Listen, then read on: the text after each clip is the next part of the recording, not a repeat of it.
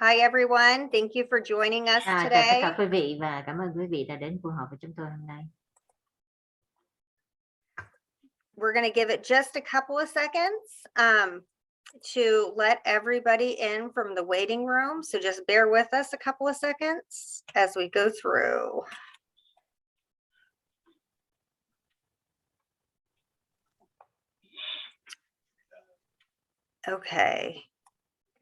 Okay, let's get started, folks.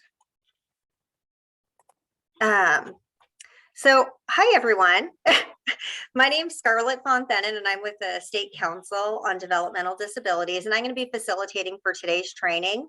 My co-facilitator, Sandy Ames from Parents Can, will introduce herself as well as the presenter in just a moment.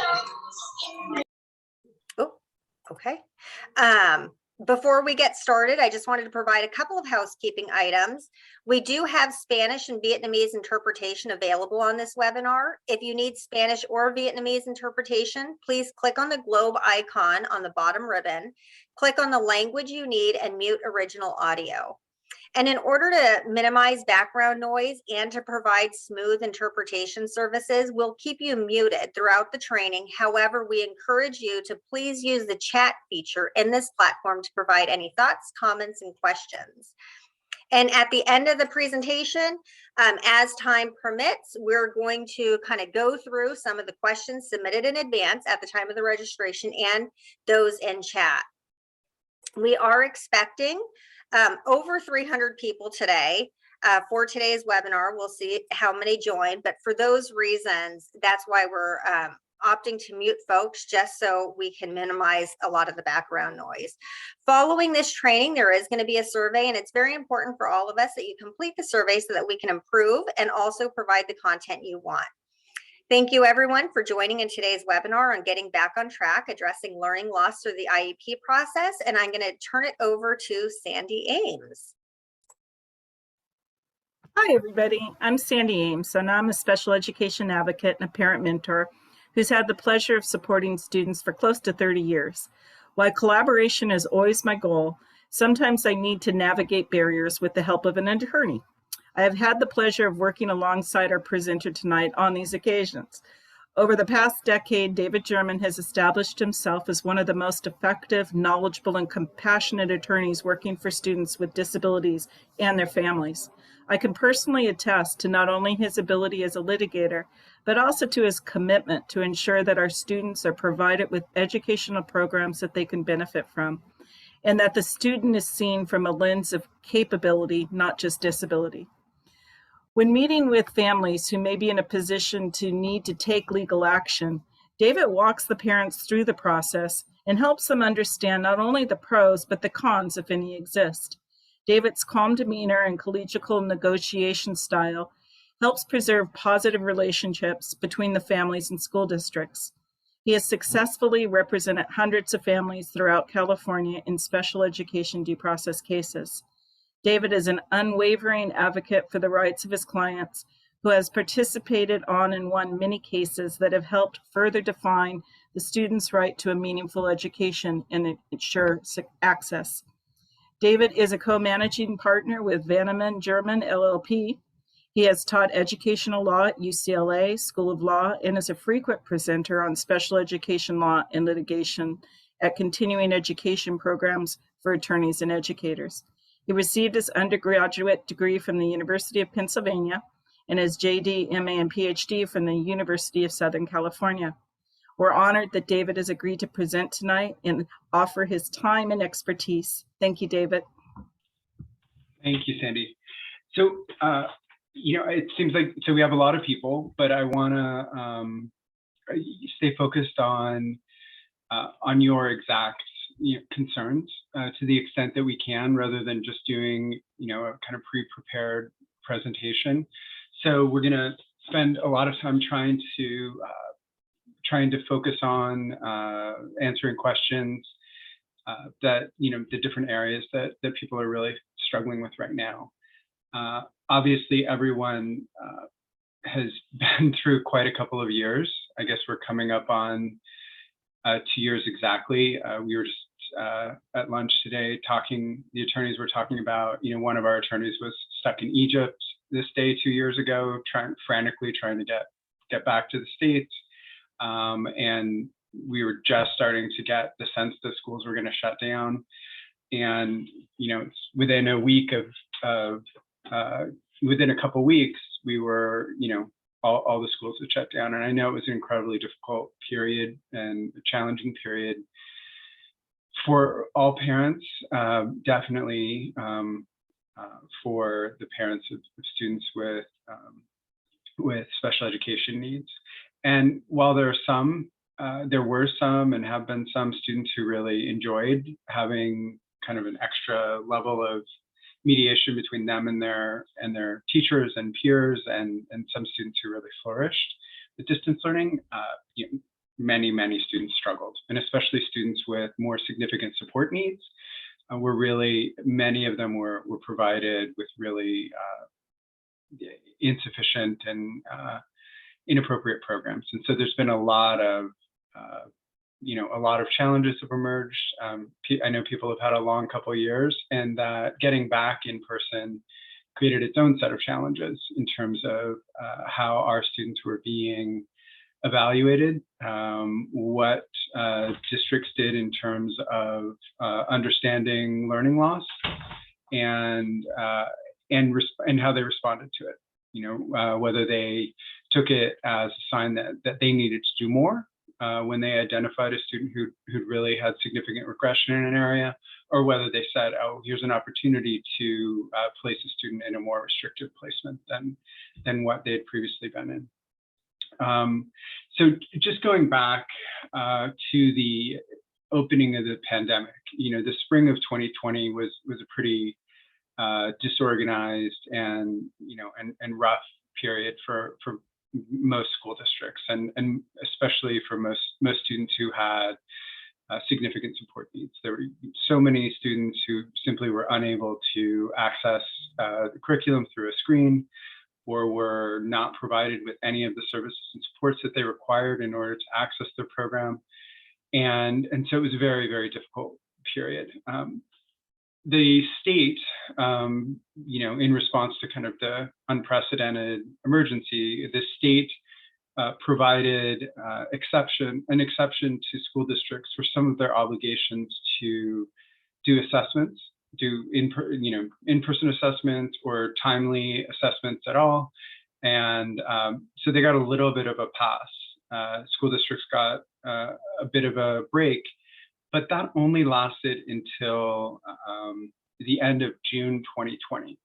As of July 1st, 2020, school districts had a full obligation in California, and also from the federal authorities overseeing the implementation of special education in states. They had the full obligation to provide an appropriate program, and also to conduct whatever assessments were necessary, and to do so in a timely manner. And as many of you experienced, school districts gave themselves lots of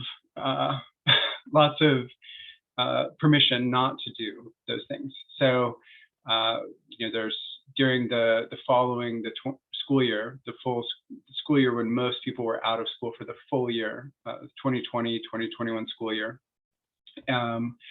While distance learning programs were somewhat improved, also they weren't what they could have been, because many school districts, if you think back, it seems so long ago, many school districts believed that all they needed to do was put some social distancing and some other cleaning protocols in place, and that students would be returning after the spring of 2020, that they would be able to return in person in the fall of 2020. And almost all school districts were preparing on that basis. And so while they had some greater level of preparation, it still was a pretty rough transition into that school year.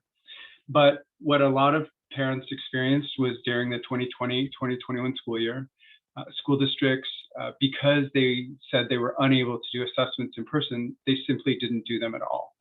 So many students who had triennials during that year, or initial assessments during that school year, were provided with just kind of cursory record reviews and districts kind of, or no assessments at all. They were put off until the district could do them in person. That was not appropriate. There was no legal basis or justification for school districts to give themselves that permission to not do those assessments. And a couple of very broad California Department of Education compliance investigations that were initiated by Disability Rights California came out against school districts. The first de los distritos escolares. El primer hallazgo importante fue Sacramento City School District y determinó que su póliza de not doing assessments until they could be done in person violated students' rights, and ordering them to complete all assessments. I think it was within 2 months. I think that was February of 2021, regardless of how many people they had to hire. I don't know how that actually cashed out, but shortly thereafter, within a few months, their policy was almost identical to Los Angeles Unified's, which is, you know, by far the largest district in the state. And within a few months, LAUSD got a similar order. But many, you know, there are hundreds of và 100 cho đến trăm mấy ngàn người đó thì họ hoàn toàn không có được, các em không có được thẩm định. Và thí dụ như vậy thì and those, you know, have never really been those issues have never really been resolved. Almost, you know, only a tiny percentage of the people who had their you know, their right to assessments ignored have received any kind of compensatory services or any kind of updated assessments that could have made them whole on that count.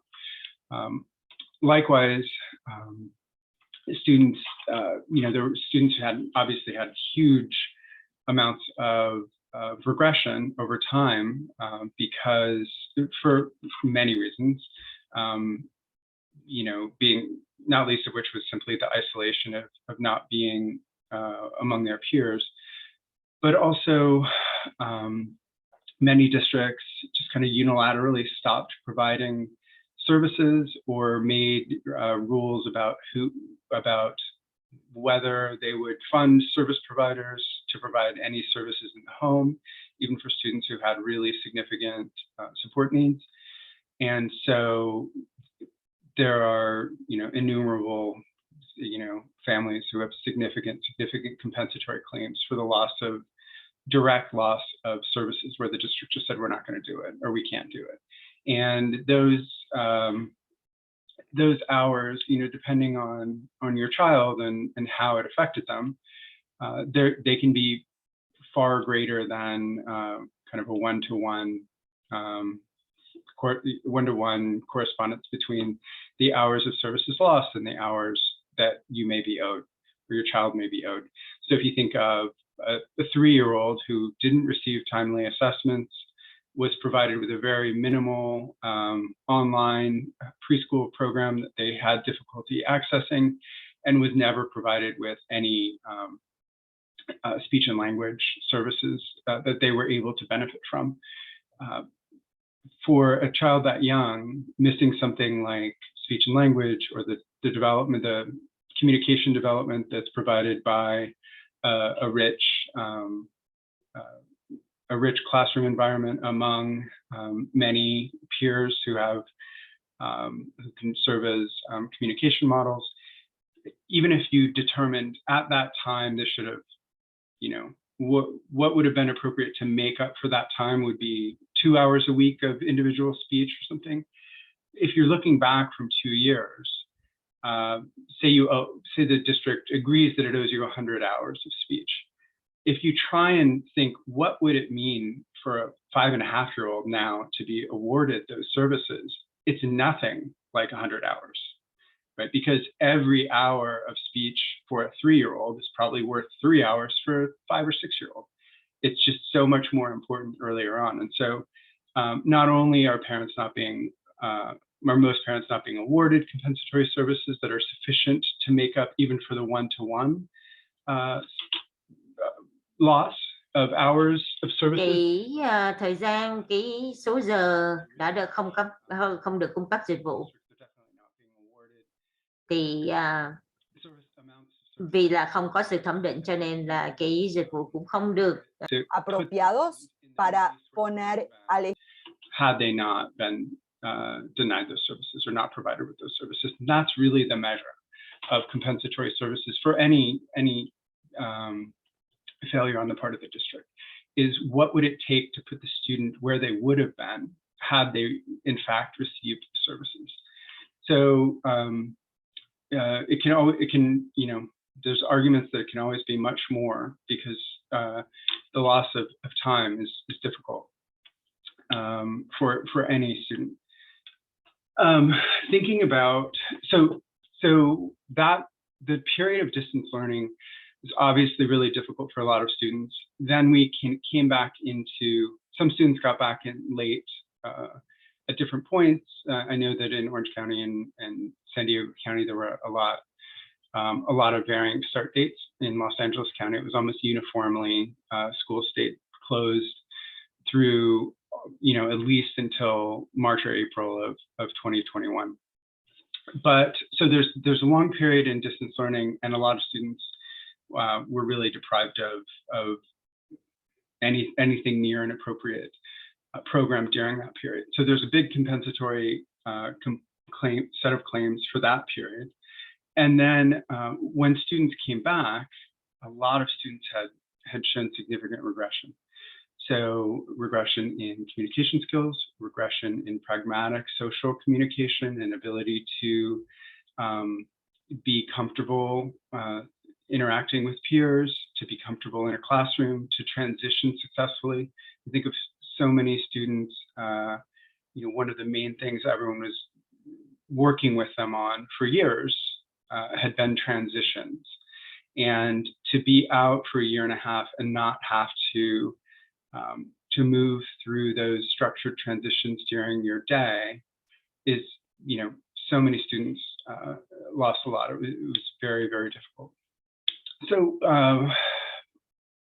there's been, you know, lots of press and pretty widespread acknowledgement that almost all students had some learning challenges. So students from some learning challenges that emerged from the pandemic. So even students who from very wealthy households whose parents provided them with a lot of services and are strong students, there's been an incredible rise in anxiety and mental health disorders.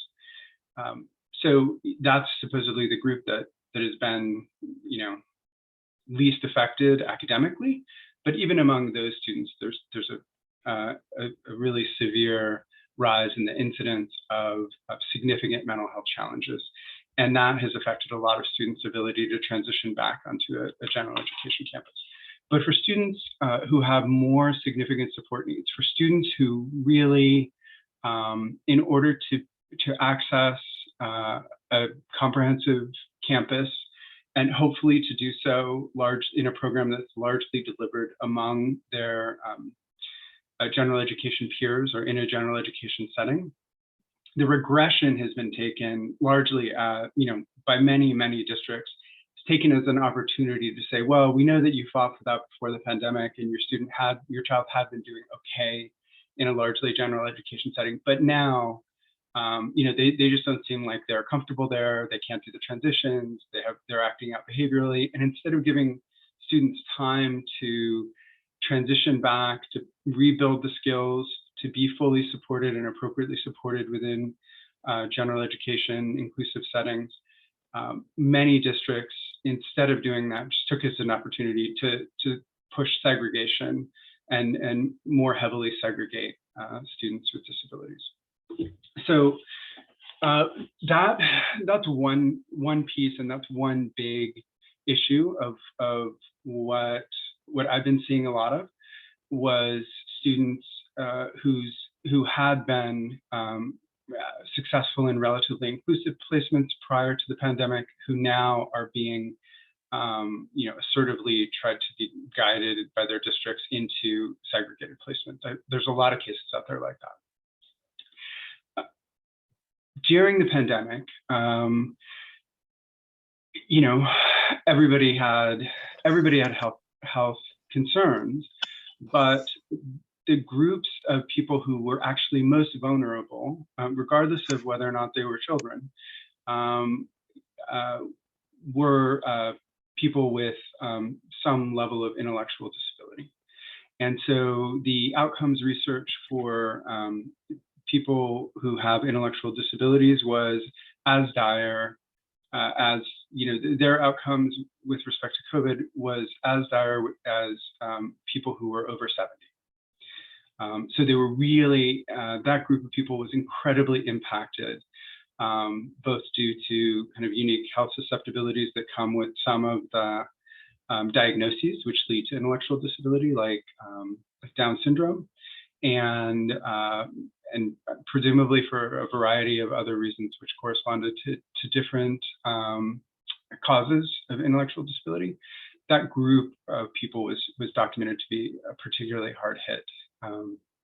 And so many, and likewise, students with significant medical needs, with behavioral challenges that made it difficult for them either to comply with or to understand safety protocols.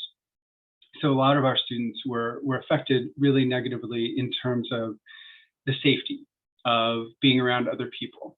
So being at home was okay, at least in that sense.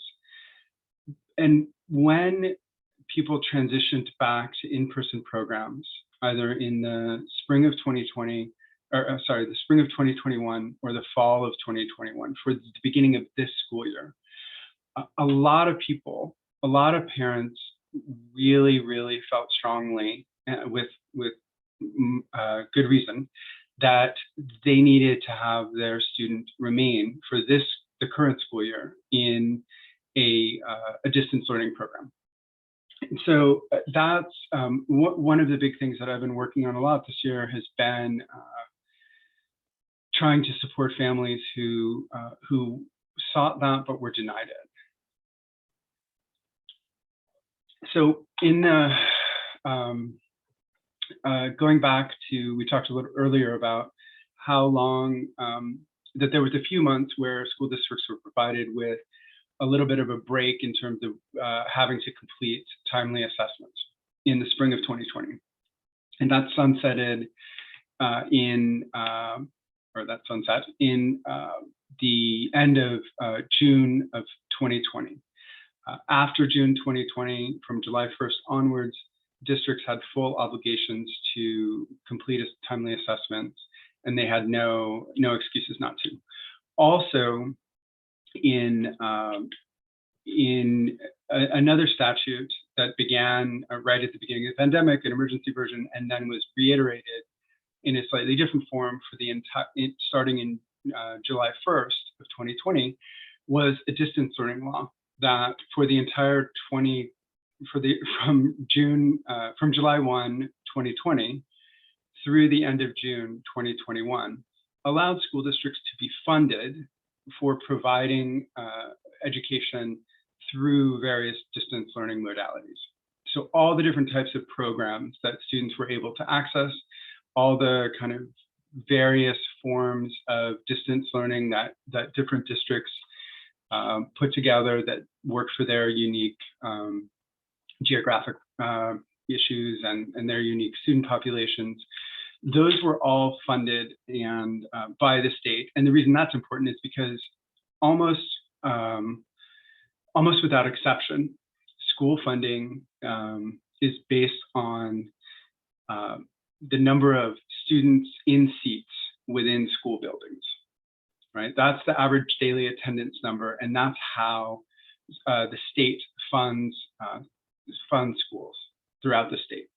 And that's always been the case, and it's going to continue to be the case. The state is still very assertively pushing that as the most appropriate model. Students in schools, in person, among each other. So for the first full year of the pandemic, or first full pandemic school year, năm đầu tiên trong niên khóa năm 20 cho đến năm 21, niên khóa 20-21 thì học khu phải cung cấp and brought kids back, some subset of children or many children for different periods. But throughout the state, school districts and local educational agencies had the right to receive funding for educating students who were not physically present in the school buildings. Based on a lot of the negative effects that people were seeing from students being so isolated, and also a belief that in the fall of 2021, COVID was really starting to recede, which didn't actually happen. But based on the belief that it was much better for students and the belief that students were going to be able to safely return to campus, the California legislature took away that broad ability for schools to receive funding to provide programming from a distance, and made it the case that the default was once again in-person attendance for all students. However, they realized that some families, due to health needs, the individual health needs of students, for a range of reasons, were going to need to keep their students learning with a distance program. So that's this school year. We're talking in last summer. The legislature was making a new law about school funding, and the default once again became, we're going to fund you for kids in seats in school district buildings. However, they had one exception. So in order to, they said, well, obviously some people are going to have health needs, and we're going to leave it up to the parent to make the decision. So you didn't have to prove anything. You were supposed to be able to access a distance learning program during this school year if the parent chose. If the parent believed that it was appropriate and necessary for a student to receive a distance learning program, they could do so. However, and this is the law AB 130. However, rather than allowing the range of distance learning programs that had been implemented throughout the state, and all the different varieties of programs that had been developed during the previous school year, the legislature said that only one format was appropriate. And they said anybody can do it, but it has to be through independent study. Now, independent study was a form of distance learning that was already authorized by statute, but it was very specific. And it was designed for a very small number of students to access, students who were working professionally or who were athletes or who, for whatever reason, wanted to have a distance learning program. That model required a huge level of independence. The statute explicitly stated that students who were on an alternate curriculum could not pursue it. And it also didn't have any built-in accommodations for students with significant support needs or who needed adult support in order to access their program. So just by choosing that one model, it made accessing the only distance learning model available for this school year, made it incredibly difficult for exactly the group of students who arguably needed it most. Many of our students who had significant health needs, who had high levels of support needs, who were uniquely susceptible to respiratory infections or health crises generally, were exactly the group of students who were denied easy access to independent study because of the model that was chosen. It had to be through that one model, and at least initially it was interpreted very rigidly, but who could access it. So part of that law, AB 130, said anybody can access it, but for students with disabilities who qualify for special education, you have to go to your IEP team and have them say that it's appropriate. So that was the first big stumbling block that created hugely discriminatory effects on students with disabilities. is that they had to have an IEP team elect to say that it was appropriate for them. So this law was implemented in July of 2021. Schools were about to open, 5-6 weeks after the law came into effect, and districts were scrambling. So almost without exception, that no IEPs occurred until to consider students for independent study until after school began. Most of the IEPs of families I talked to didn't occur until 3, 4, 5 weeks after the school year had begun. And so they were actually at home during that period. Their students were at home during that period, uneducated, unschooled. And there were many districts who had, as a general policy, a denial of access they just said, there are very few students who have special education eligibility who are going to qualify for independent study.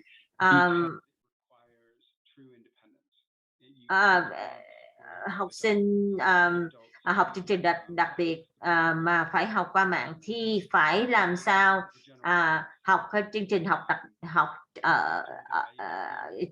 chương trình độc lập thì lại là rất là như là trong các buổi họp IEP, rất là nhiều học sinh đã bị từ chối không được học qua mạng vì là học sinh đã không phải là chương trình học độc lập. Tenemos que brindarles servicios a ustedes en el estudio independiente. You can have it, but you have to waive your right to all services.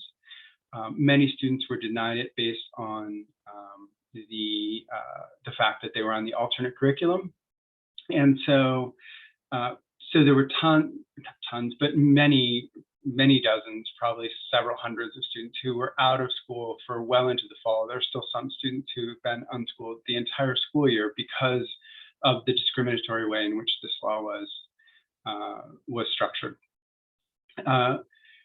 All the districts were scrambling to put together more capacity to educate students through their independent study programs. Most districts had a program, but it was usually for hundreds or dozens of students, not thousands and thousands. So LAUSD went from, I think it was a couple thousand to they had something like 14 or 15,000 at its highest point in terms of the number of students enrolled in the City of Angels independent study program is what they call it, the City of Angels. So they had, there was this huge need to expand capacity, and the spots filled up very quickly in terms of the teachers who were available. So for many students, even if an IEP team did say that they could access it, they'd already been waiting for 3 or 4 weeks and were put on wait lists and were unable to access it for even longer. So that law created a big challenge.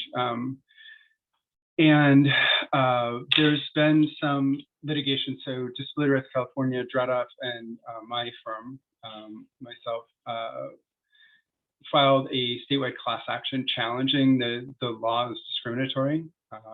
And that case is called EE versus State of California, California State Board of Education, and California Department of Education. And that was filed in September. A temporary restraining order, which stopped the state from implementing the law for the named students. The first 15 went into effect in November of 2021, and just yesterday, the federal district court in San Francisco issued a preliminary injunction stopping the California Department of Education from implementing the law with respect to students with disabilities in the discriminatory ways throughout the state. So now that's not supposed to, that shouldn't have the same effect. But again, it's March 1st. It took this long, even though we were filing emergency motions, essentially. It took from September till March 1st to get that injunction in place. There are still a few students that we're working with who are still have not been provided with the program, but students do have the right, and that's just going to get the meaning of that order will be publicized over the coming days. I've just seen the first few drafts of press releases and stuff. So not only were students with disabilities kind of the most significantly affected, the most vulnerable during the pandemic, when they got back, a lot of them were kind of beat up for the fact that they had regressed in their skills due to being provided inappropriate programs, and districts tried to segregate them. And for many students who really had significant health needs and needed, in order to safely access their education, they needed the accommodation of being able to access a distance learning program, were denied that based on AB 130, this really kind of facially discriminatory school funding law. This school funding law that's been proposed and that will go into place is being kind of worked on and will go into place on July 1st of 2022, which will end that period, is much more flexible and takes into account a lot of what we were litigating. So that was a lot of talking to say that there's a lot of big systemic reasons beside that caused the kind of horrible experience that many of you have had as individuals in terms of trying to support your students and continue helping them make progress.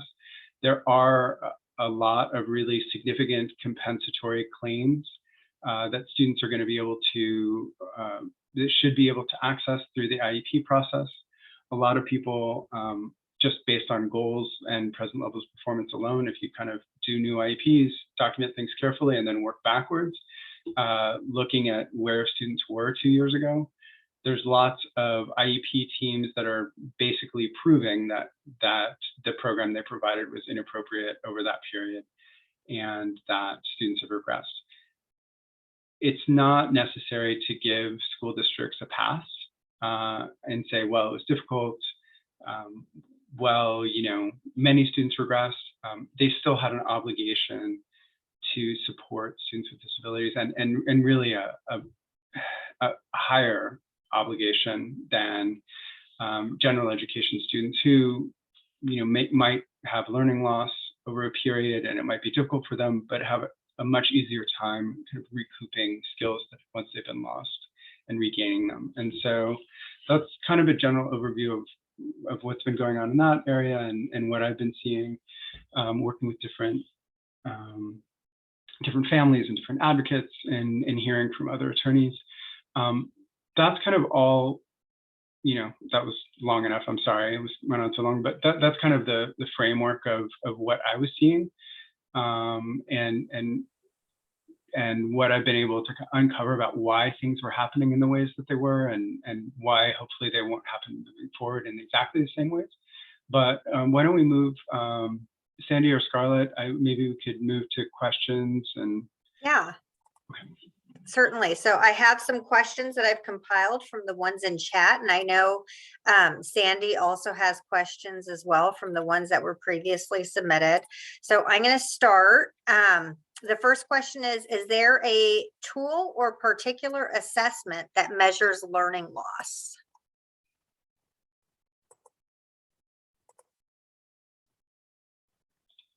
Well, I guess it's gonna depend on what on what area of functioning you're looking at, right? So just a regular Goodwood-Cock-Johnson or one of the other academic performance tests can show you if you've lost ground in reading or math. Also, the state standardized testing that kids do will also indicate whether there's been regression relative to same age peers or if students are kind of falling away from their same age or same grade peers in terms of their performance compared with the past.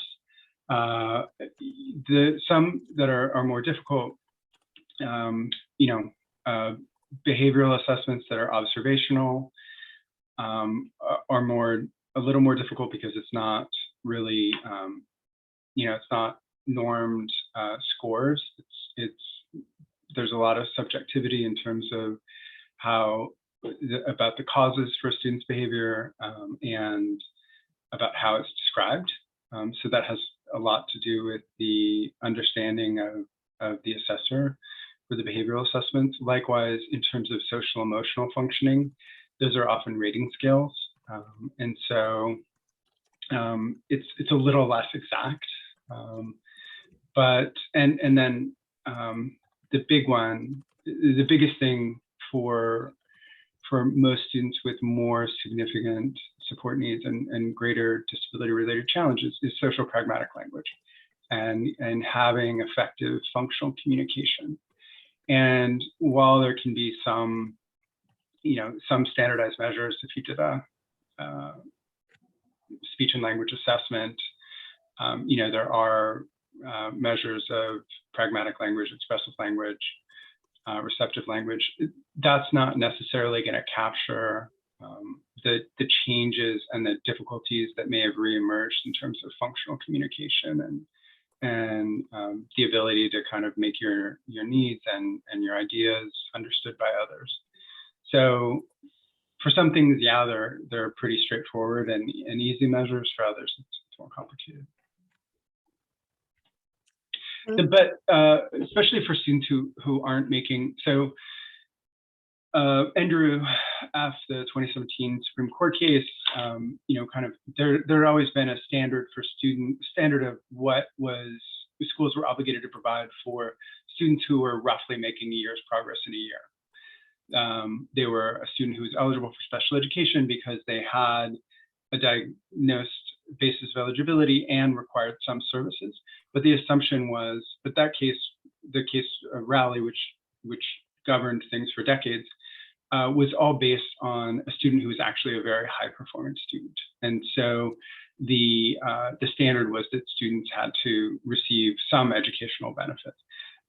In Andrew in 2017, the Supreme Court articulated a test for students who were not at grade level, for students who were not making a year's progress in a year within a general education setting. And so for students who have more significant needs, who may be several years behind academically, their same age peers, the most robust measure of whether they're making academic progress is whether they're meeting their goals.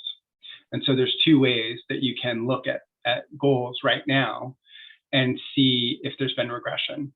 The first is to say, well, did the student meet their goals last year when they were in learning from a distance, and did they meet them this year after they've had a very disruptive learning period?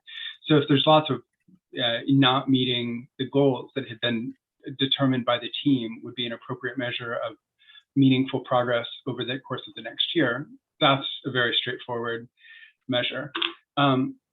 The other thing, though, is just to track backwards, to say, okay, we have two expressive language goals for a given student, and track those back over the past several IEPs.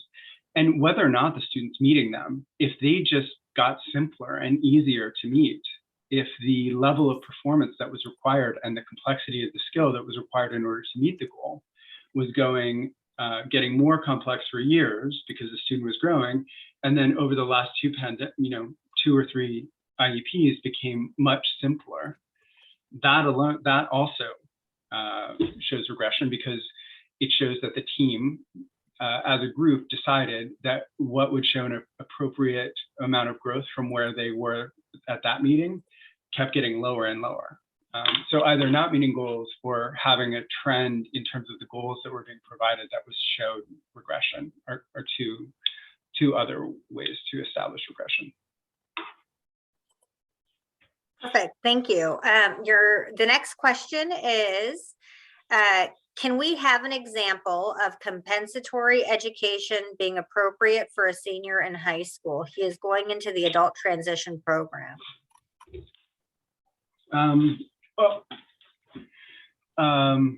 It's difficult because students who received a certificate of completion there still is a very large range in the academic functioning of students who received a certificate of completion and are moving into a adult transition program. But say that the student has some academic skills, but not high school level academic skills. So say the student is moving into adult transition program, and even if they have some, individual strengths on an overall measure of academic performance in reading, say they're at a second grade level or a third grade level. Well, let's say second grade level. So if the student has had 2 really difficult years during their last couple of years on a comprehensive high school campus, and now they're moving into a transition program, talking to the team about what it might look like to provide them with compensatory services, the way that I usually approach that. And again, I have to acknowledge, so I'm usually talking to special ed directors and their lawyers because I've already sued them. It can be much more difficult to get at an IEP meeting to get the district members of the team to agree to provide significant blocks of services to make up for things. It can be really, really hard. Sometimes it works if they're smart, the district people can provide it, but generally their strategy is much more like an insurance company. So if 100 people ask for compensatory services because their students regressed over the course of a year, and they say no to everybody, and they say no again when people come back and ask again, districts know that only 5 or 10 people will come back with, out of that 100 will come back with an attorney, and they can just say, oh, okay, we'll give it to you. So I want to acknowledge that it can be very hard sometimes if the team is not being collaborative with you to, as a parent, obtain these services. But if in my situation, so I'm negotiating with the school district about, can we get compensatory services to make up for the last couple of years, and the student is moving into a transition program, which is not going to have a formal academic component to it. Still, the argument is, well, what's more important in terms of transition skills, which overall, what it means is the ability for a student to make choices, right? Just like everyone else, the whole educational process for all students is to try and get students to a place where once they're adults, they are able to make choices for themselves and choices about how their life is going to be and what they want to do with themselves and how they want to live. Whether students have a disability or do not have a disability, we want to get them as far along that road to having as much autonomy as possible and as much choice in their adult lives. Even if they need significant support from others, it's still important to take them as far as we can along that journey to independence and autonomy. So if you're saying, so if the last couple of years of a high school program have really been a wash because it was from a distance, your child had a very hard time accessing the program, and the district says, well, they're actually only functioning at a second grade level, and they're moving into academically, and they're moving into a transition program, so it doesn't really matter. Of course it matters, because what could be more important in terms of creating choices and opportunities for autonomy than getting from a second grade reading level to a third grade reading level, right? I know it might not sound like it, but if you think about how different that is functionally, getting from a first grade to a third grade reading level, getting from a second to a fourth grade reading level, the amount of choice in your life, the amount of different things that you can do if you have just a little, a couple years more in terms of basic academic skills is huge. And so whether or not a student is already in a transition program, asking for core compensatory academic remediation services individual, structured reading intervention for significant numbers of hours, so that a student can really try and move through a couple of years of basic reading curriculum in a systematic way. Same for math. You can ask for those things, and if you get pushback, you should try to be strong on it, and really articulate that. What's the point of a transition program if not to give my student more choices and more autonomy? And what's going to be more important to that than gaining a little bit of another year of reading skills? It may not be the case that the transition, the student may have been in a functional skills program during high school, and they may be going into a life skills program for the transition. Excuse me, for the transition program. Nevertheless, what is more functional and what is more important for life skills than having the greatest level of academic attainment that you can? So, sorry, that's a long thing, but that's kind of how I frame it. Thank you, David. I was going to say, get some water. There's a lot of questions. You could imagine. Okay, so I'm trying to go in order, folks. So if you don't hear your question now, it's because I'm trying to go in order of how they were received in the chat. So the next question is, LAUSD made available an existing independent City of Angel program where it was not appropriate for students with disabilities.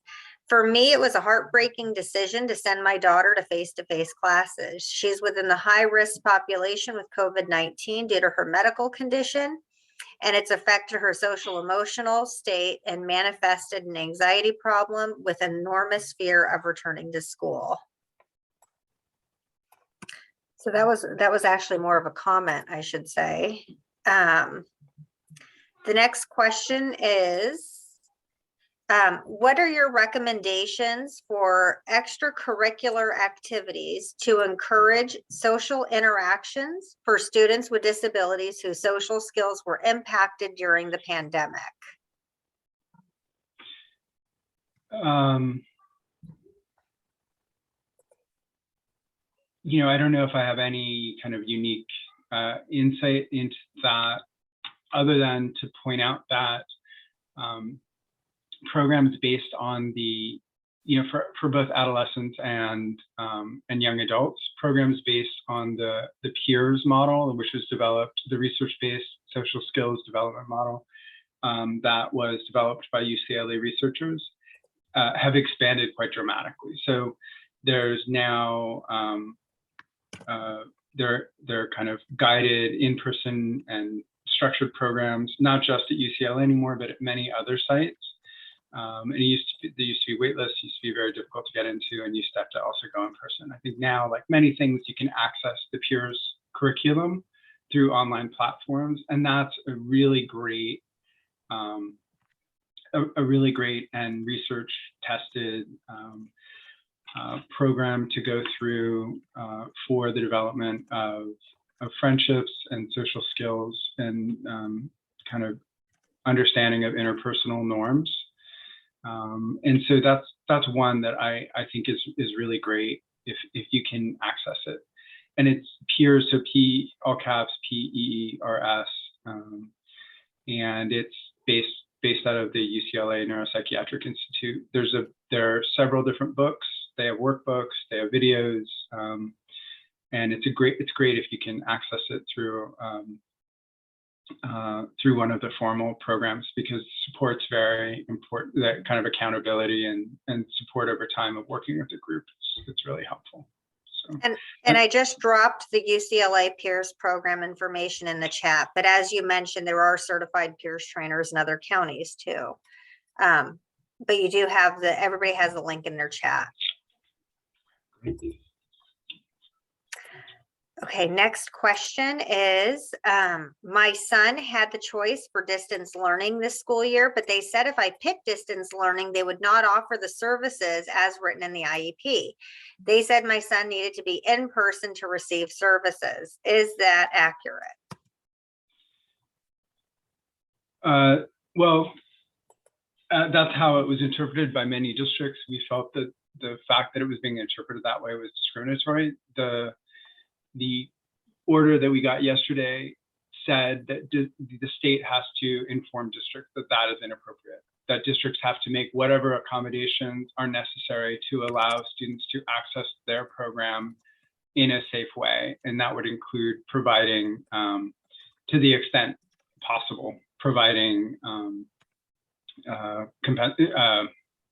supplemental services. So I think it was a lot of people were told that. I think it was a position that was very difficult for districts to defend if you challenged them on it, but now it's explicitly not okay because of this. And I'm having a bit of a, like, I have stuff in PDF. I'd like to post that order somewhere, but I can't quite figure out how to do it. Scarlett, Sandy, I don't know if you guys have an idea. I can. If you send it to me, if you just email it to me, I'm happy to push it out to all the attendees following the training. Okay, perfect.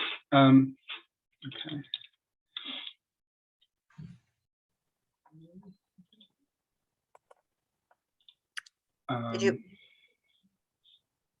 Did you want me to ask the next question? Yeah, please. I'm sorry. Sorry. I'll work on that while we're. Okay, sorry about that. Okay, I'm gonna ask you 2 more questions and I'm gonna pass it over to Sandy for the people that previously submitted questions or a registration. So let me just ask you 2 more. Now that my son with autism has returned to face-to-face classes and is spending part of his time in a general education group, his behaviors have skyrocketed, and I constantly receive notes reporting severe inattention, crying, and ignoring staff.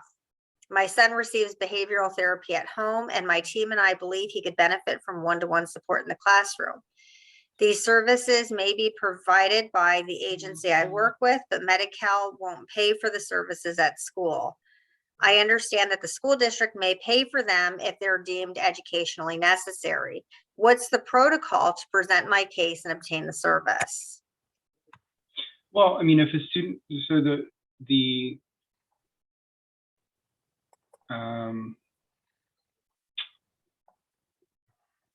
trying to think of the right word. I'm sorry, I just got off a flight, a really long flight from Spain.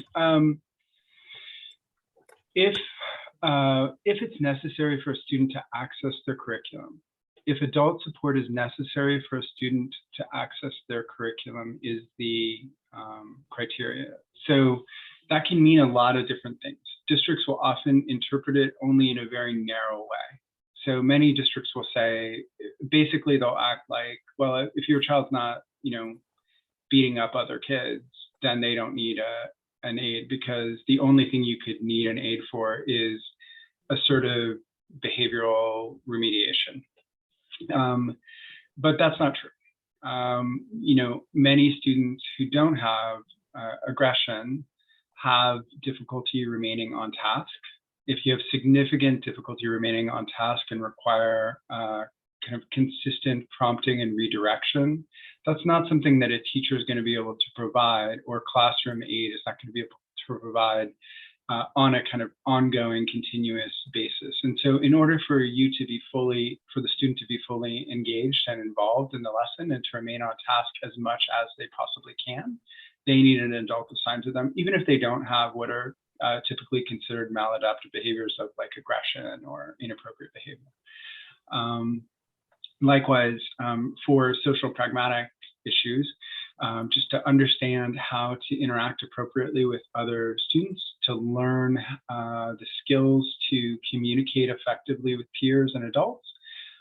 Many students require someone to be supporting them, to be kind of consistently setting up and providing them with structured behavioral learning opportunities in the area of social skills. So there are many ways to frame depending on your child's needs, there are many ways to frame the need for an adult support person. And, districts are going to respond how they want.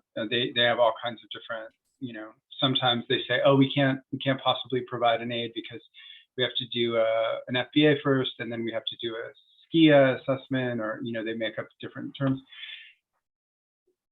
the way to understand why that's such a big lie is if the district wants an aid with your child, because the adults in the room want an aid, they get it like that, right? So the idea that it's somehow a rule or they have an obligation to do 3 months of assessments before they can provide you with an offer of a behavioral aid is ridiculous.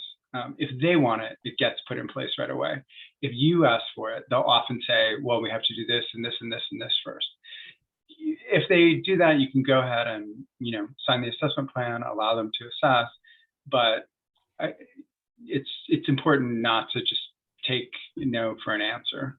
If your child really requires that level of support in order to access their program and to benefit from it as fully as they can, then you have to push hard to get it. Okay, and then the last question before I turn it over to Sandy. If a student graduated with a certificate of completion and exited out of the IEP, is there a way to get compensatory education for the time he lost now that he's out of high school and the IEP? Well, graduation and receiving a certificate of completion are two very different things. So if a district puts a diploma in your child's hand, that kind of ends their relationship. If they give them a certificate of completion, the presumption is that they still remain eligible for services until the age of 22. So those are kind of two very different paths. If a student has graduated there, yes, you can seek compensatory academic services. The statute of limitations is 2 years, so you can go back and seek services for the time prior to, within the 2-year statute of limitations for the time prior to the student graduating. One thing that is not, I mean, I'm sure someone's done it, but, well, excuse me. Well, actually, I don't think anyone's done it. One thing that's not possible to happen is when you get to your aging out time from a transition program, and there's a statute in the Ed Code, there's a statutory section that says, like, depending on when your birthday falls, which semester you stop receiving services close, before your 22nd birthday. The state law is very clear that no district can provide an extension. So even if they've messed up, they can't say, oh, we'll let you stay in our program to 23 or till 24. If they've done something really horrible and you have a very, very strong case, it's possible that you could get a program, like a non-public school program or a reimbursement for a private school program as a compensatory service. But generally, you can never get, or you can never directly extend access to a continuation program within a public educational agency. So that's the one thing that's really, really a hard non-negotiable thing. That, and if your child got a diploma, they're not gonna work with you about ongoing services. Those are two kind of hard deadlines, or not deadlines, rules. All right, I guess I'm on, David. I'm going to do it a little different. I had the opportunity to go through and kind of lump some things together. So I'm going to kind of go through the topic, if that's okay. There's a lot that are addressing the assessment process. So some families had their child was assessed during distance learning. They weren't in person and their triannual had come up. So some schools went ahead and assessed them, and they're wondering how valid those scores are. And then there's also on the other side, people who had their assessments postponed and, they said, we're going to wait till we're back in person. And even a 504 families asking about whether or not, we should do another assessment now that we're back, and there might be some additional needs that hadn't been identified previously and kept them on a 504. So does that kind of flow in terms of discussing the assessment process and how that might have been impacted? Well, so I think the first thing to ask is, well, why do we do assessments, right? What's the point of them within this statutory scheme, and how do they work with the IEPs? the point of an assessment is to provide the information, the present levels of performance that an IEP team needs. So identify all the areas of disability-related deficit that we're going to address, and provide clear information about where a student is functioning in different areas. So if that doesn't happen, so if a district said, well, we're not going to do the assessments because we can't do them in person and we don't think, you know, they're going to be valid, or if they do a really bad job, either by just doing a record review and saying, well, in 2019 you look like this, or you know, or we tried to do some stuff online and this is the information we got. Then, so any of those situations where you don't have clear and correct information about how a student's functioning, denies all members of the team that core set of information about present levels of performance and how a student is actually functioning in the areas, you know, overall academically and in the areas that are affected by their disability. Everything comes from those things, right? Do the present levels of performance, identify the areas of need, then you build your goals based on that. Then the goals drive the services. How are we going to meet these goals? We come up with our list of services, and then you talk about placement. So if you're missing the first piece, the effect, like correct and clear present levels of performance that truly describe what your child looks like and how they're functioning, then you're being denied the ability to fully participate and be fully informed in the IEP process. Everybody else is too, but we don't care about them. You know, all the school team members are being, but the parents are the ones who have the right to be full and effective, meaningful members of the IEP team. You have a procedural right to that. And so this kind of, you know, knocks the feet out from under you in terms of you being a full member of the IEP team and knowing what's going on. And so the fact that they either do bad assessments or they push them off and don't do them, it stops the whole process before it's even begun. And so that, I mean, that's the core argument about the bad assessments or assessments that are put on. What were the other two categories that you were asking about? It's all wrapped the same. It's like if an assessment that was done, but was done without fidelity because it was done with, you know, distance. The other was like some kid that might have been on a 504 and was denied an IEP previously, but now they're back at school and they're thinking, And then the other was, again, people who delayed the assessments until the following year. So could, in some instances, be considered that they weren't given the appropriate services because they were denied, you know, an assessment. So things Exactly. might have not, yeah, there we go. Exactly. Yeah. So if you say you didn't have an assessment for 2 years and you should have received full assessment, all of a sudden you finally got them, and now your student now qualifies for speech, whereas before the district kept saying they never qualified for speech.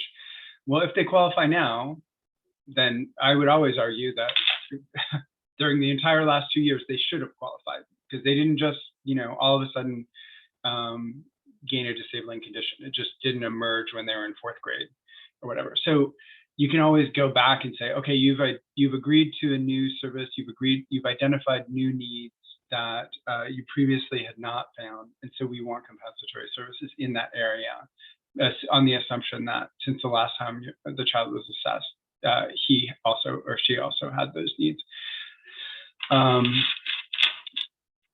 The same with respect to eligibility, right? So if your child had previously been found ineligible for special education services completely, or had been provided with a 504 plan, which acknowledged that the child had a disability, but said, but the disability does not require special education services and supports for them to access their program.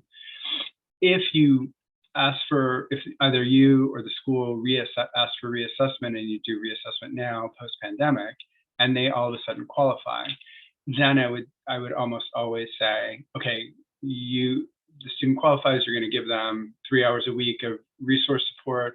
We want those hours going backwards for the last 2 years. We believe our students should have always been eligible. they've lost opportunity because you failed to identify them before. Please provide us with those hours. All these things, let's acknowledge all these things I keep saying,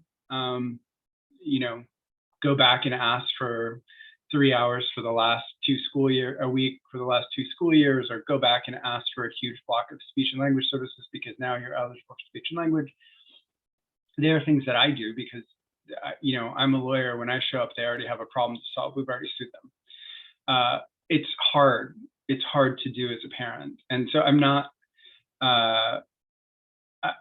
at all trying to imply that it should be something that you could access easily, or that if you ask for it and it doesn't work out, that you're doing something wrong. It's very difficult, and school districts really tend not to do things until you make them.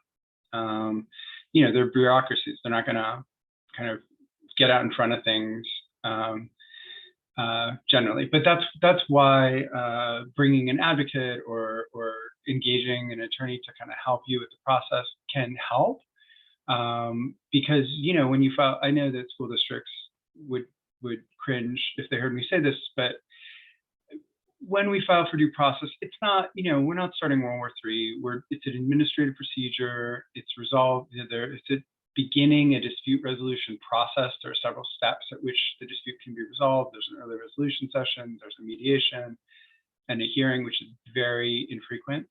But it allows the parents to engage in a formal dispute resolution process with the district. And a lot of times parents are really reluctant to do it because they think, they're going to be really upset or whatever. It just provides them a way. My view is that filing for due process provides the district with a way to say yes. We want to give them the opportunity to say yes to you. It can be very difficult in an IEP meeting for anyone to say yes to a parent.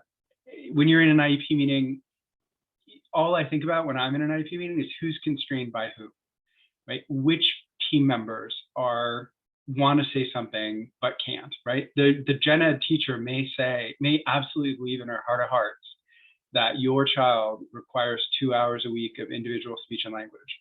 But because the speech and language pathologist is sitting there, who already has all 30 hours a week booked up with stuff that she has to do, and she would be really mad if she said that, she won't say it, right? So you can never tell why people are doing or not doing things or what they really believe, because they're all really knit into this really constrained relationship that's distinct from the interests of your child. So they may say no for reasons that have nothing to do with your child, and that's why I think it's important to keep pushing. And when I say push, it doesn't have to be alone. You can reach out to Sandy, you can reach out to other resources, but it's possible to get the things that you believe are necessary. And regardless of the fact that school district IEP team members and administrators might treat you in a very, very condescending way and act like, oh, you couldn't possibly understand, you're not trained, you're not a professional. You know exactly what your kid needs more than anyone. If you think your child is having comprehension struggles with reading, trust yourself. The whole system is kind of set up functionally in a way that makes you second guess yourself. Because there's the school team all has, they have a pre-meeting and they all nod along when one of them says, oh, you don't understand, this is what's really happening, not what you think is happening. But I've found, over hundreds and hundreds of cases, parents have an almost unerring sense, even if they can't articulate it in a way that's gonna work for a district or help get it from a district, they know exactly what their kid needs. I always say, like, well, when people come to me, I try and go after what they tell me their child needs. I don't want to be directive and say, well, I looked through the records and you're wrong. Your child actually needs this other thing. I say to people, well, obviously I wouldn't do it if I thought it was something that was harmful for the child, but that never happens. Parents really consistently are correct because you're the expert. And so when the IEP team members are patronizing to you and and act like you don't really understand because they're experts. Just, you got to push through that. And I can tell you that I'm right there with you, right? I have a PhD and I have a law degree. And if I ask a question of a 22-year-old speech pathologist in an IEP meeting, inevitably I will get like, oh, honey, I could explain it, but you couldn't possibly understand because you just don't have, like, everybody talks like that. I don't know why it happens. But it's not just you. It's not just you. It's anybody, because you're not in that little world. And so I know I keep saying it, but you absolutely have to trust your guts, your gut instincts on things about your own child. I want to thank you as a fellow parent of a child with a disability. That was so refreshing, and this is one of the reasons why I love working with you. I'm going to segue into kind of the next question, then I have a third question, and then I'm going to pass it back to Scarlett, but kind of goes in line. In terms, I know that due processes can go back 2 years and state complaints can go back a year. Is there any wiggle room with that these days because of COVID and sometimes things might not manifest in time, or is there been any gray areas in the timelines for due process and complaints? You know, it's interesting. There were lots of, for like civil cases in state and federal courts, there were extensions to statutes of limitations. And I kind of had to look them up each time because I don't do that many cases in those courts. But there wasn't any kind of general exception extending timelines for administrative due process. There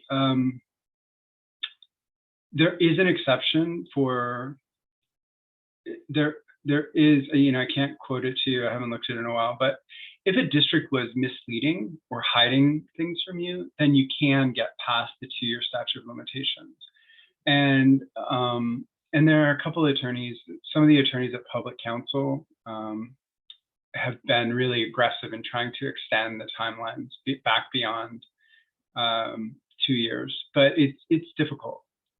I mean, the results in any given case always rely a lot, not just on the actual facts and the legal kind of liability that the district has, but it also relies on atmospherics, right? Like if really bad stuff happened 3 years ago and everybody knows that the really bad stuff is floating out there, which has caused this kind of cascade of consequences, you can just ask for a bunch more stuff and you're probably going to get a better result than you would have if that wasn't floating out 3 years before. So, there's ways to use things without fighting about the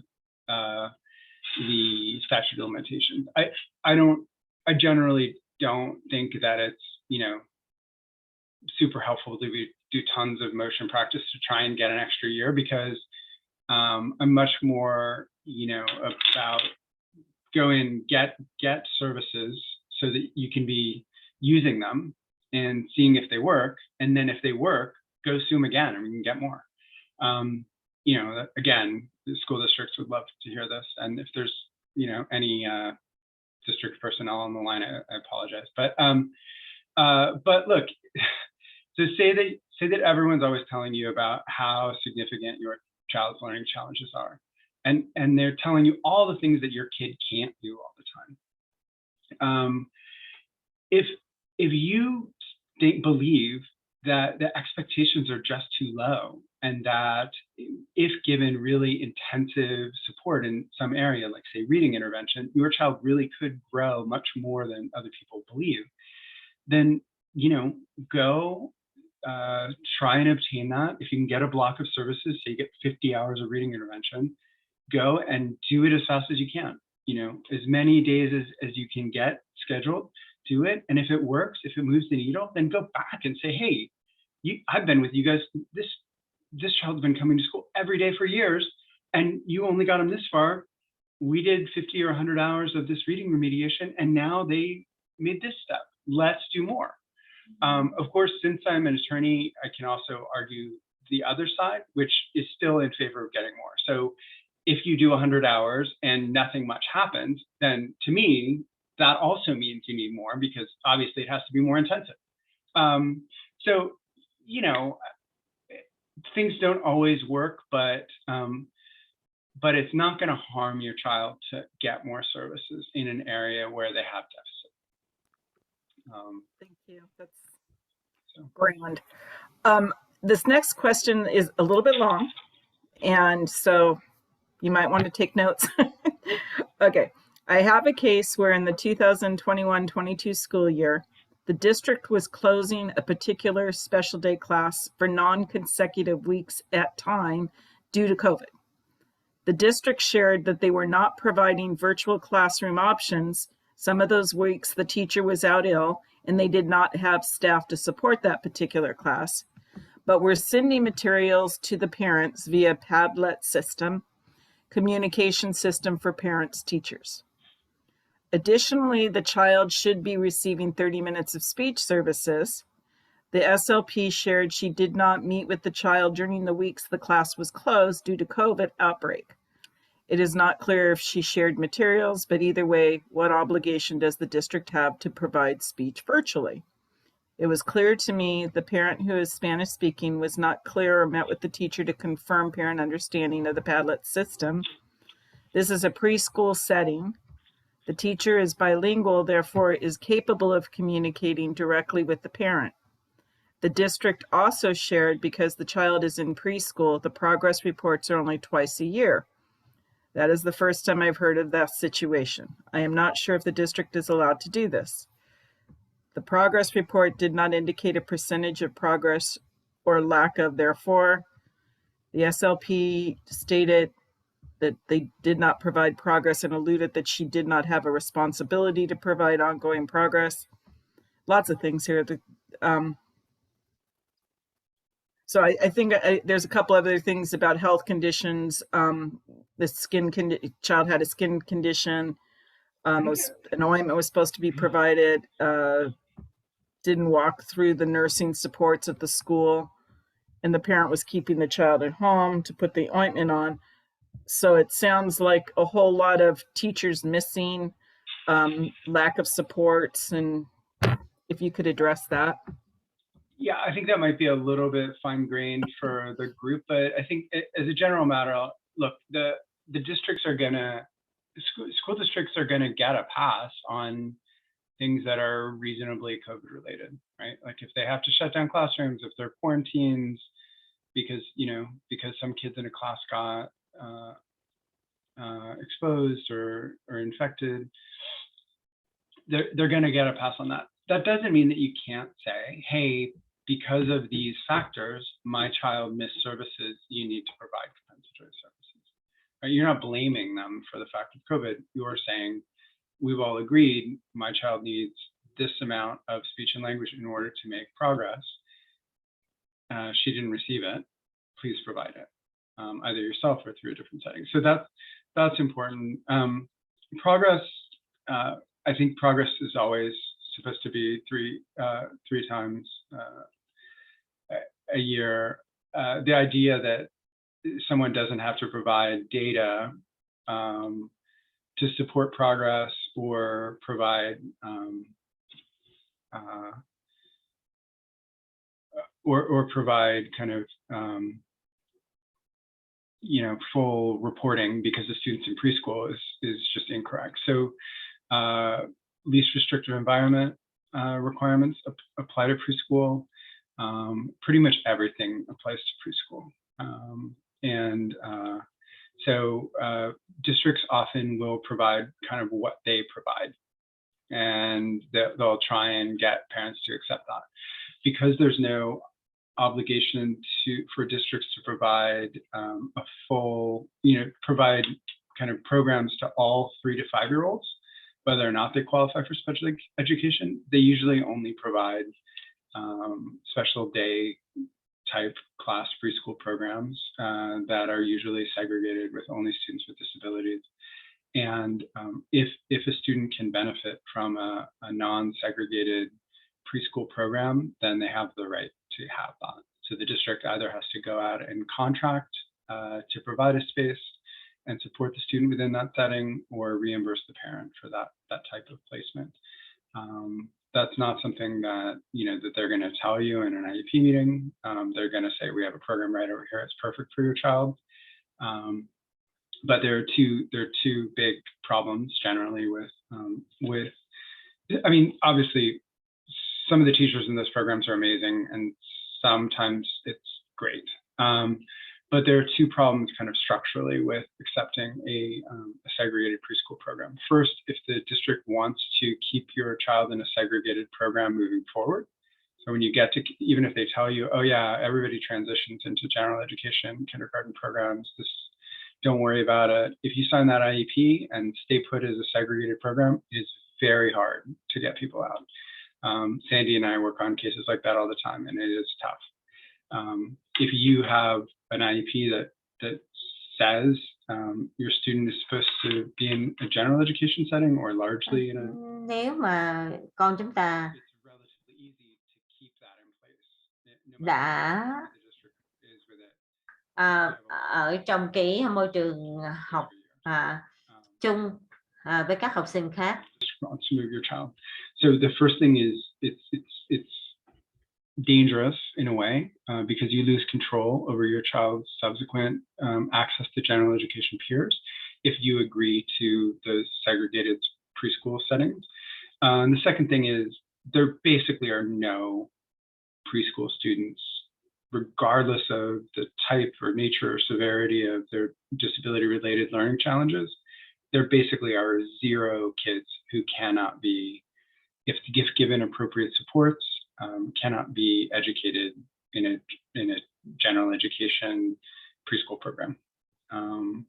I think the research backs that up. I actually have a little clip that I've saved of Kristen Wright, the former director of the Division of Special Education for the California Department of Education, saying that in a presentation, that she's never met a preschool student who could not be fully included. That's an important thing to keep in mind. Obviously, again, it's inconvenient for school districts because they don't have to have it, so they don't have it. But it is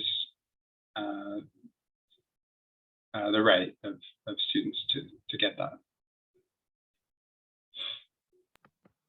Scarlett, do you want to bring the next one up from tonight? Scarlett? Yeah, let me, we're going to go through some more questions that were contained in the chat. So my son had his 3-year evaluation, but I don't agree with the results placement that was in 2021. I requested an independent evaluation. The district authorized it, but they don't want to pay the evaluator we chose. And they want us to choose from the list that they provided. This parent is saying that a good evaluator is necessary and in their native language, but the district did not agree to that assessor. What can we do?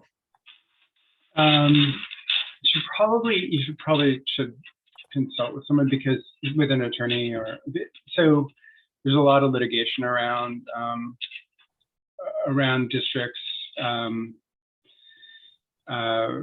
kind of narrowing assessors to just the people on their list. That's not what the law requires. You're supposed to be allowed to have actual independent, access to anyone who's qualified within your area.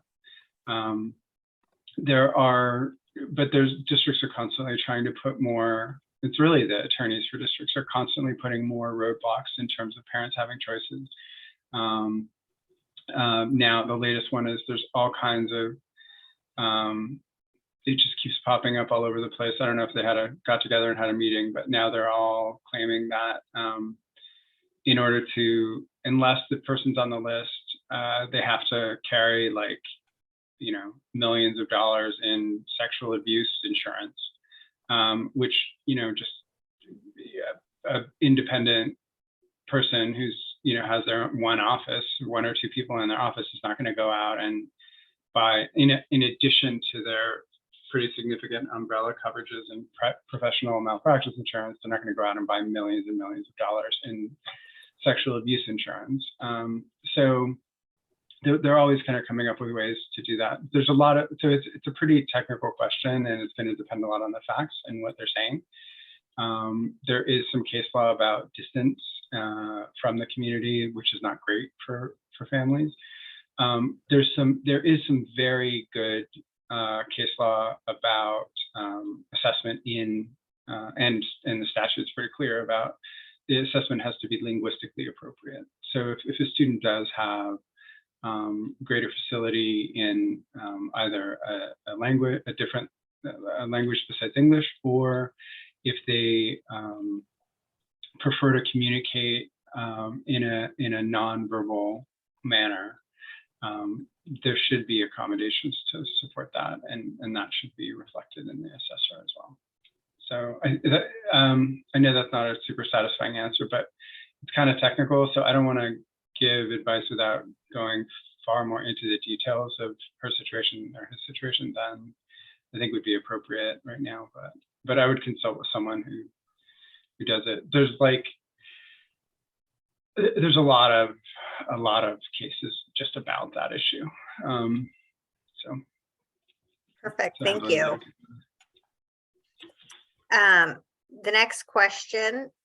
There's so many questions, David, so my apologies. No, it's great. I'm here for the duration. Okay. The next question is, I requested an emergency IEP, and on the 3rd, it will be the 30 days. I have yet to hear back from the school caseworker about my request. Will my next step be a due process or go to the school district SELPA team? Well, so, unfortunately, I don't think that there isn't really in the law something that's emergency IEP that invokes different timelines than just a regular written request for an IEP, or I think actually a verbal request should suffice, but generally do everything in writing. But if you request an IEP, the team is supposed to convene one within 30 days. So, I would go ahead and follow up pretty assertively and point out to them that, they're going to, even if they convene it right now, they're going to be over the timeline. But obviously it's going to take some time to organize it. So I would be sending them emails and trying to push forward. The problem with moving to due process at this point is, that they can cure the defect by, even if they do it in 2 weeks, and so they're 15 days over, they can cure the defect by just having an IEP meeting. So it's kind of a big cumbersome thing to go to due process when they're probably just going to fix the problem by having the IEP meeting. And missing a deadline, although it's a heavily procedural law, and so districts are supposed to comply with deadlines for issuing assessment plans, completing assessments, holding IEPs. Everything is supposed to be very rigid. In practice, the remedy for failure to convene an IEP within 30 days or to complete assessments within 60 days of the signing of an assessment plan, the remedy is generally like you have to go prove up, well, what exactly did your student lose in terms of education by the fact that we held the IEP a week late, or by the fact that we completed our assessments a few days late. And you can imagine, that's a tough thing to prove. It's a harder case. And it's obvious, it's oftentimes not really the issue that is worth spending time on. So I would just harass them mercilessly, I guess, is the technical answer. That's a good answer. I like that answer. Will a neuropsych assessment be the right assessment to give more details in all areas of regression? Or is there any other tool for an 11-year-old child that's having a triennial? I mean, I don't think a neuropsych is necessarily going to provide more information. I mean, it provides kind of specific information about some areas of functioning, but not generally academic areas. It's often, gives a lot more information about kind of executive functioning. I mean, I'm sure it's more complicated, and someone who does a neuropsychologist will tell me I don't know what I'm talking about. But really, like when I'm reading those reports, that so neuropsychs generally do the same battery, but they'll also do a series of extra tests, and those tests tend to focus on kind of the ability to control attention, or to control, action, and so whether they're, how a student is able to kind of either stay on task, or process information, or respond to input of information is just kind of, you get a little more information about that. But you're not generally going to get more information about academic performance, or behavioral performance in a classroom, or functional communication abilities. So it's not the type of thing where you would be able to prove regression. So remember, for students who are making a year's progress in a year, generally regression is going to be based on, they were previously making a year's progress in a year, they were keeping up with their classmates, now they're half a year or 2 years behind. It's very straightforward kind of academic testing. For students who are more significantly affected by their disability and require more support, it's almost always going to be determined by whether students are making progress on their goals, or in the measurable progress in the areas of identified need. And those are not things that are usually going to be identified by by a neuropsych, as distinct from a psychoeducational assessment. So, Okay. So I don't think it's necessary. I mean, yeah, there's a couple neuropsychs that I see a lot, the reports, they're really good. But I don't know that you need to worry about, if you can get a good psychoed, I think you're in just a good shape. Perfect. The next question is, my daughter's case manager told me that her speech goals will be the same for the next school year. What should I do? Her IEP is coming up in 3 weeks. Wait, her what goal? Her speech goals are going to be the same as they were last year. Well, I mean, that's kind of, an admission that she's made no progress. So you can either request compensatory services because the services of the last year were insufficient or inappropriate to help her make appropriate progress, or you can ask for a significant increase in services moving forward because she needs more services in order to make progress and meet her goals. Generally, I would suggest asking for both. Obviously, if she didn't make progress, she needs more services to make progress. So let's build that in moving forward. But because we know she didn't make progress over the course of the last year, we need compensatory services to help get her where she would have been had she been provided with an appropriate amount of services. And then the other thing is, you can still, you should have input into the goals if you believe that she has in fact made progress, or that they were simply inappropriate goals in the first place. But I think they're kind of handing you a gift in terms of getting compensatory services. Okay. The next question is, as a result of learning loss during the pandemic, can a student with an IEP repeat a grade? Can they be held back? Right. So they always can if the team agrees to it. IEP teams, retention is technically a general education issue, right? So an IEP team can say, well, we're not going to do it, go ask the principal. And that's an answer that kind of they can get away with. Generally, what happens is that after kindergarten or preschool, all IEP teams are pretty wary of retaining children because there's negative social consequences. One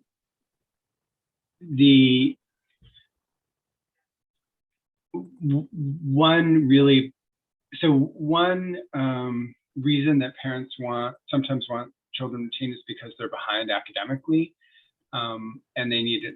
They think they need a year to kind of catch up. Generally, that's not gonna be considered an appropriate reason, because if it's a disability-related deficit in academic performance, that's probably going to persist even if you give the student an extra year. So it's probably the team will think with some basis, they'll think, well, it's probably better for them to be with their same age peers so that they're developing socially and increasing their social pragmatic skills. One reason that IEP teams give for denying retention, which is totally ridiculous, is, and I've heard this a lot recently for some reason, is, well, your student has really significant disability-related challenges, and they're gonna have this great transition program, and so we don't want to deny them one of the years of the transition program, so we can't hold them back because they'll lose that. That makes no sense, because even though I'm sure they believe it when they say it, because if a student really has that level of functional challenges, that they're definitely going to be on a certificate track, not a diploma track, and that they're going to be in a transition program for 3 years at the end of their school experience, then it's almost certainly the case that they're also going to qualify for regional center services subsequent to graduation at 22. And so the day program they're provided with is not going to actually be that different than the transition program they were receiving. So that's not a great reason, in my opinion, but it's tough. There's not a lot of levers to pull to force. There's like no levers to pull to force retention. That is a tough issue. That is difficult for me to have much effect on. It's mostly just discussion and negotiation and kind of asking, but there's not a lot of leverage to retain kids. Okay. The next question, just a couple more. The next question is the UCLA Peers program. Is this something that the school district can pay for? They can pay for it. It's not a non-public agency, so they may say we can't pay directly, and we would need to do it on a reimbursement basis. But I have had some districts contract directly to fund it. Since it's expanded more, there are I'm blanking on them right now, but there are agencies that are non-public agencies that school districts can pay directly, which do provide the program. Trying to hold on. I guess if you look for places, I'm trying to remember the name of the one, but if you can get it through another agency that's not UCLA, where they're just implementing the program, then it will be easier for a school district to pay for it directly. Okay. Another question, there is a charter ABA school in my area and I want to transfer my child to it. What makes a school district have to agree to such a transfer? My child doesn't receive ABA at school because the program he's on doesn't allow it. So the district has to pay a lot of money to that school annually. My child is very behind compared to his peers. I'm not exactly understanding the question. So if it's a charter school, then the district, unless it's a district run charter, the district can't provide placement there because you have to go through the same kind of lottery system that everyone has to do for all charters. And then the other thing is the school district not providing ABA because it's not part of the program. That too doesn't, I think there's a detail that's missing because, services like behavioral interventions, behavioral learning opportunities are supposed to be provided based on the needs of the child, not structured based on the needs of any specific program that they happen to be enrolled in or the model that a school uses. So I'm not sure exactly how to respond. Okay, perfect. You passing in the buck now back to me, I think. Yeah. We're just got a few more minutes, and so I wanted to wrap up our conversation this evening. There was a lot of questions that got asked, a lot that we weren't able to address. Scarlett and I are the queens of trying to figure out how to meet the needs. So I think we're going to walk away from tonight. We're going to go ahead and compile the questions that weren't answered. We're going to put our thinking caps on and see how we can continue to look at ways to be able to do this for you guys. It's obvious that this is a really important opportunity for you guys as parents. I can't thank David enough. Your compassion in your presentation and your answers to the families, it just shows your commitment to our students. And I thank you for that. Thank you for the time that you spent tonight with us. I know that you did have a very long day and journey before this, but you showed up and you were there for us. So thank you so much. Also want to thank our interpreters who made it happen for variant languages, and especially to Scarlett, who offered to make sure this could happen, offered all the tools and made it happen for all of you guys. So thank you all for being here tonight. I do want to remind you that there is a poll. So if you could please complete the poll, it's really important to the program and for us to be able to come up with ways to meet your needs. But thanks all around, but especially to David. You're a gift to all of us parents. Thank you so much. We appreciate your time. Okay, thank you all so much. And, if you have questions, please reach out. Sorry I couldn't get to everybody, but thank you for the opportunity to talk. And I'm around, so thanks. Bye. Thank you so much, David. Thank you, everyone. I'm going to leave the Zoom room open for a couple more seconds just to allow people to finish completing the poll.